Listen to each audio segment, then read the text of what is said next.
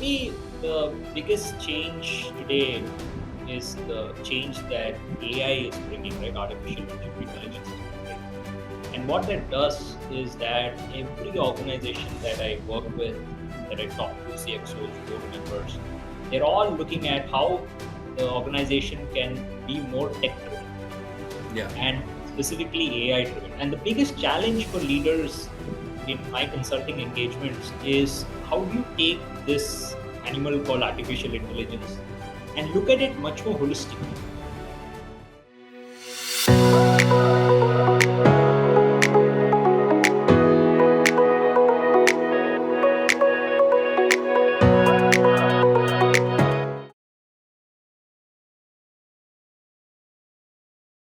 Good day, everyone, and welcome to another episode of FaceTime with Leaders presented by Directors Institute, World Council of Directors.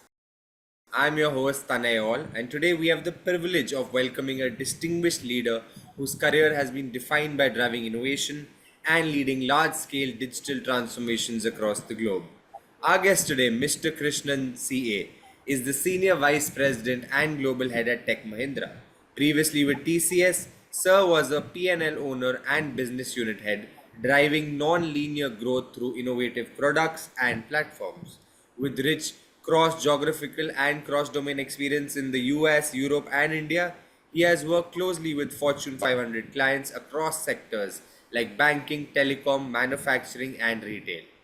Sir has successfully closed several multi-million dollar deals, opened new logos, and held leadership positions in strategy, product, business development, and delivery. His contributions to product development earned him the Tata Innovista Award, and his impact on business growth speaks volumes. Recognized as one of the Economic Times Young Leaders, Mr. Krishnan is a thought leader in strategy, tech transformation, and AI. Sir is an alumnus of IMA and has the unique distinction of being a gold medalist in his MBA and engineering. He regularly speaks at industry events on innovation and leadership. Mr. Krishnan, it's an absolute pleasure to have you with us on the show today, and thank you so much for joining us. Thank you, Tanay, and pleasure is mine. Happy to be on the show, and I look forward to our discussion. Sir, your career has been nothing short of remarkable, from leading large scale transformation projects to making significant strides in the digital innovation space across global markets. With such an inspiring journey, we would love to hear more about how it all began, sir. Could you take us through some of the key moments in your career that helped shape your path and some of the challenges you faced along the way? Sure, Tanay, and first of all, I must say I love your energy. And when I look back at my career, I feel I'm very, very fortunate to have worked in two of the most respected organizations that you called out, starting with TCS, part of Tata Group, and now with Tech Mahindra, part of the Mahindra Group. And more than 2 decades back, when I completed my engineering and MBA, I joined TCS as part of their strategy unit and part of the global consulting practice. And I was focused on how the company can build thought leadership and drive innovative pricing, innovative strategy, and really be leading from the front when it comes to transformation, working with some of the best brands in the country and globally. And soon after that, I was selected to be part of a startup unit to drive non-linear growth models, working for the CEO's office. And in that role, I was fortunate enough, based on the innovations that we created, to win the Tata Innovista Award, which is recognition at the group level for most promising innovations.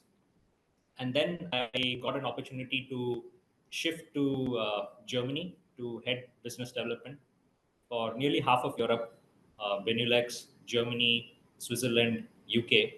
And I was driving growth for telecom accounts in TCS.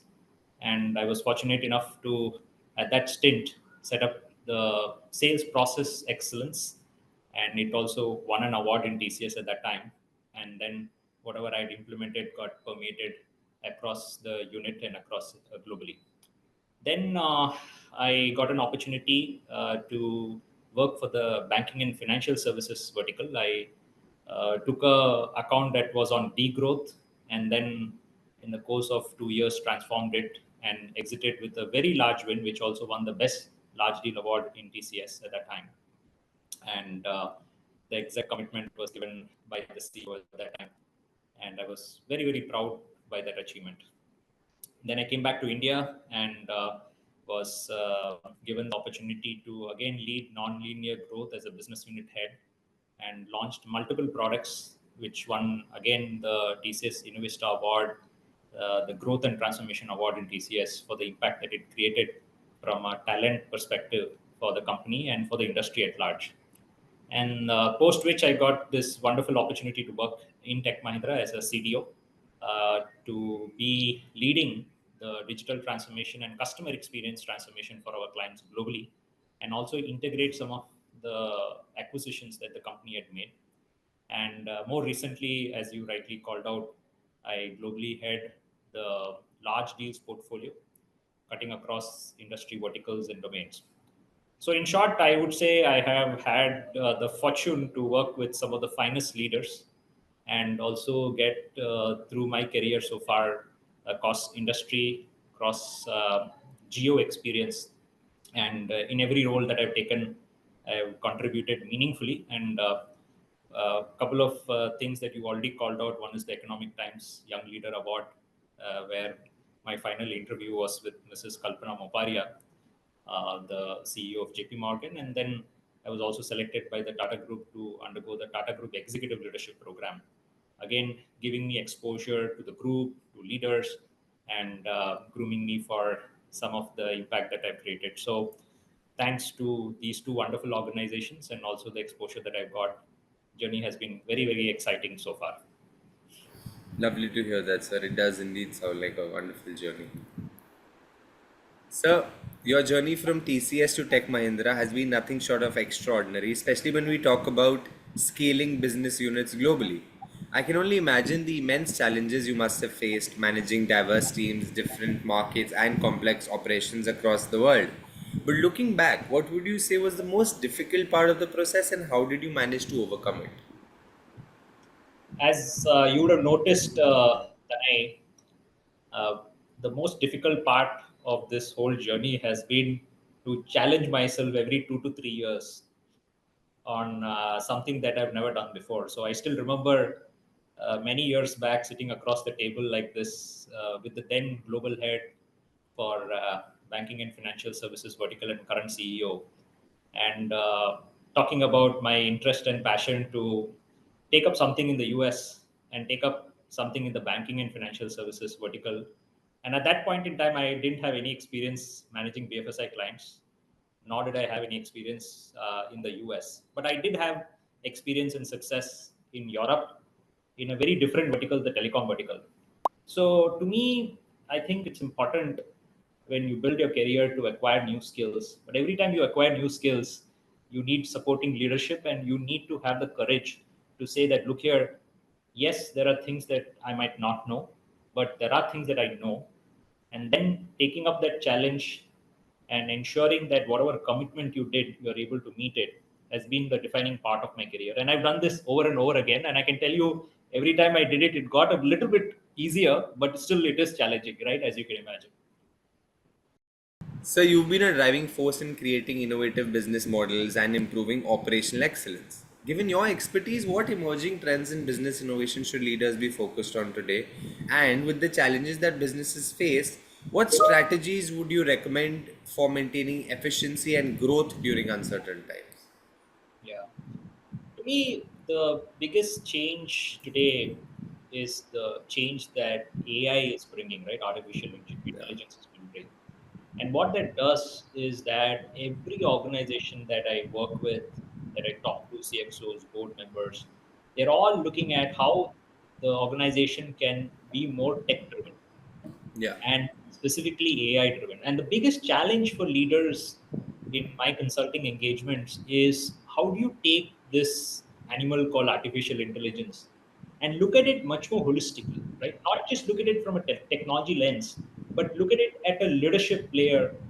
For example, how do you create a mindset? How do you create a culture in the organization to embrace this, fall forward, create more experiments? Similarly, at an organizational level, how do you understand how these technology is going to change your business model?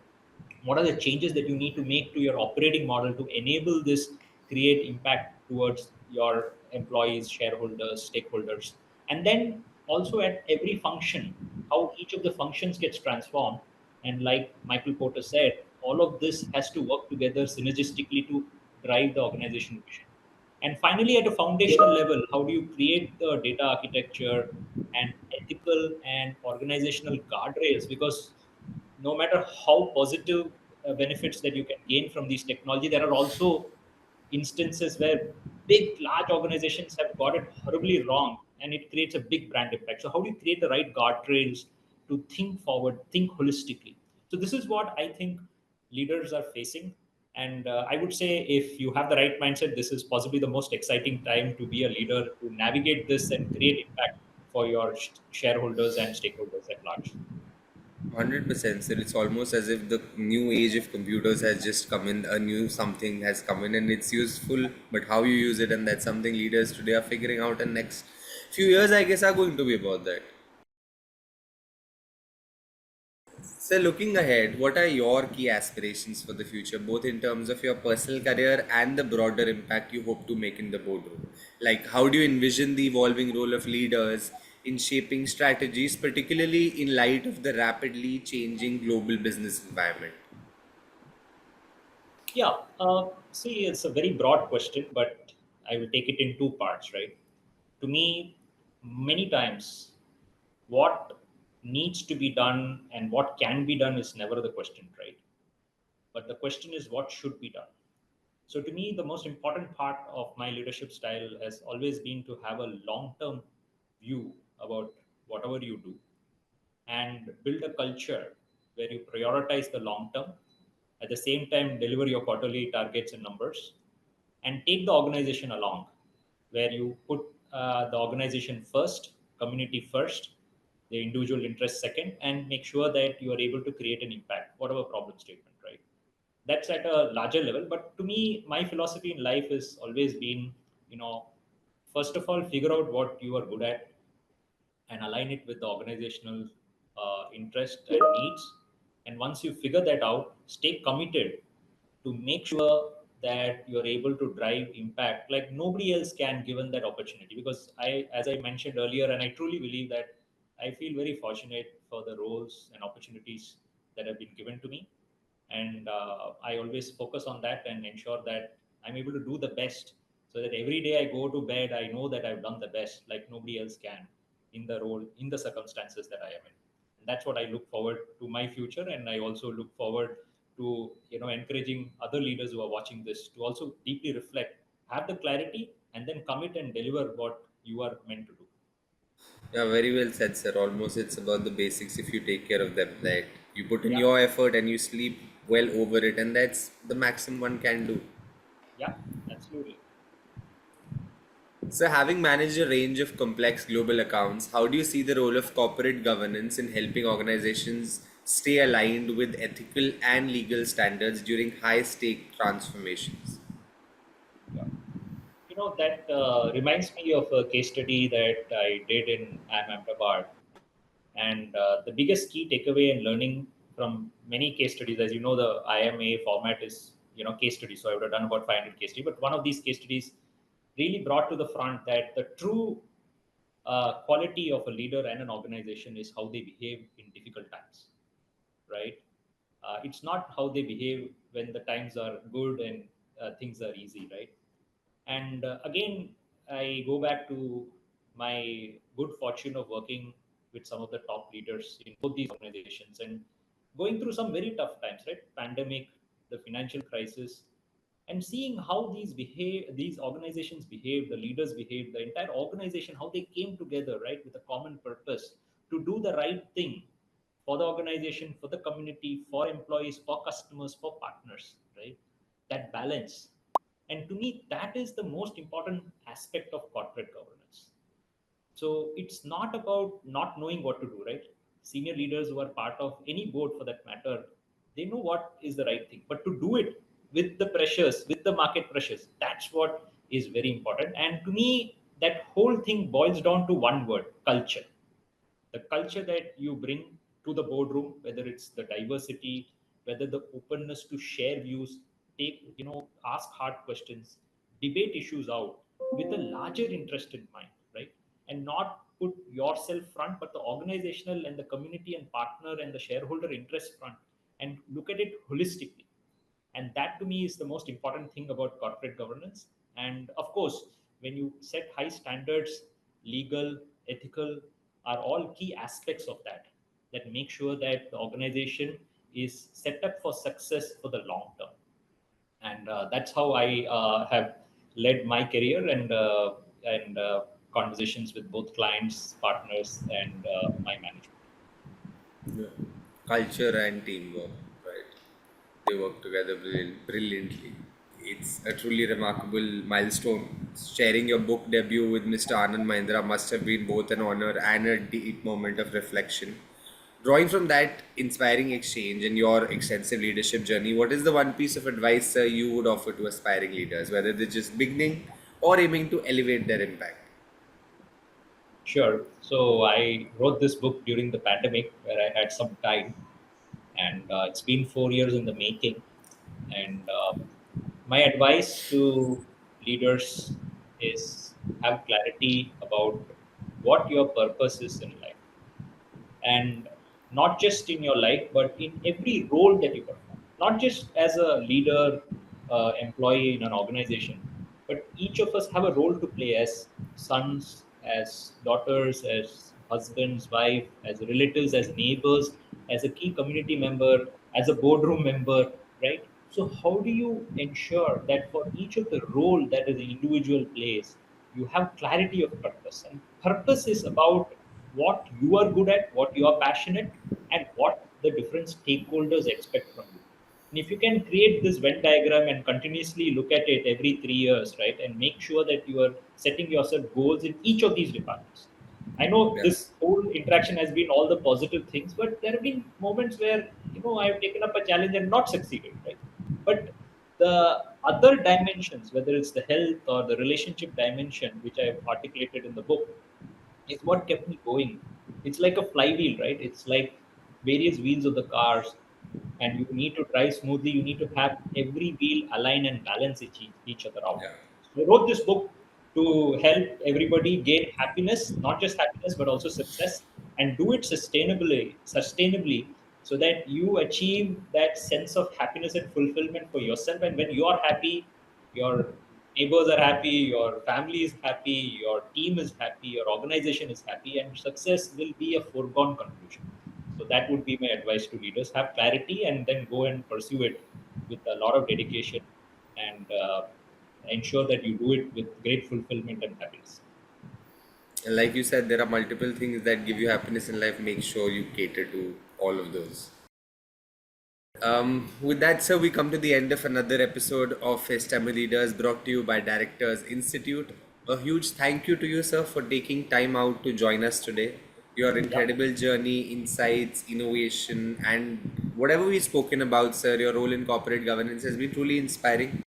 For those who are listening, we hope you found today's conversation as insightful as we did. Whether you're a seasoned leader, an aspiring professional, or just someone passionate about the evolving landscape of business, there were definitely key takeaways that we can all apply to our own journey. So, thank you for being a part of FaceTime with Leaders community.